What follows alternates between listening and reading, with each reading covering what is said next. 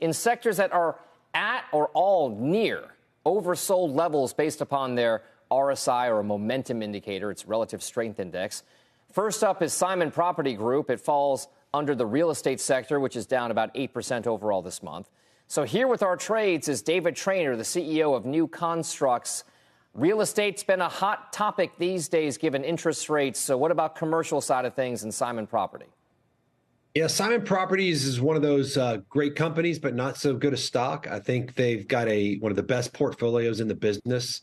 Of all the malls out there, they're usually the owner of the ones that are still doing really well. But the valuation has gotten ahead of itself. We think, just given the outlook in general, this stock is a little too expensive. We liked it a while ago. I've even had it in my own personal portfolio.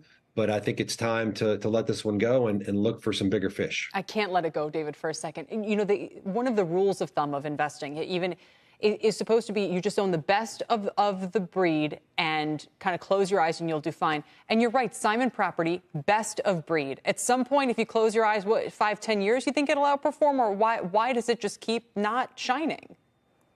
I think that the economics of the real estate sector are probably a little bit less attractive now than they have been in the past. And I think it's going to be that way in the future.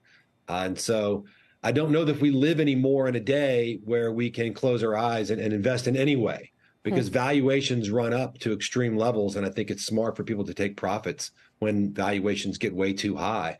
And we just live in a faster world, faster paced world where holding periods are way down. And I think the days of kind of buy it and forget are gone. I think we got to keep doing our homework on a more regular basis. Interesting. Okay, maybe that's a good segue. Maybe not for Paccar in the industrial sector. It's had some nice gains this year, up more than 30%. What would you do with this name? We like this name. This is actually on our focus list long. We think it's a cyclical sector, but it's trading at a really steep discount to its current profits. It's trading as if its profits will permanently decline by 30%. So, you've got the opposite of what you have with the Simon Property Group. There's a ton of growth priced into Simon Property. With Paccar, you've got negative growth priced in. In fact, permanent profit decline. And the fundamentals of this business are strong. Profits have grown over long periods of time. We've not seen a 30% decline in profits in Paccar's financials. So we think this risk reward here is much more attractive than Simon Property Group, and we like it. All right. And last up here is Kroger, which falls under consumer staples. David, what would you do with Kroger here as the consumer is under pressure, but they still have to buy groceries? That's right. That's one of the benefits of being in the grocery business. And I think Kroger's done a good job of expanding the wallet, putting in gas stations. They've been behind on the digital front and things, especially compared to an Amazon and others. But they still have some amazing real estate, and they are catching up on the digital side. They've still got great pricing power, volume discounting. They're one of the most successful grocers of all time in the United States. They've been able to grow successfully.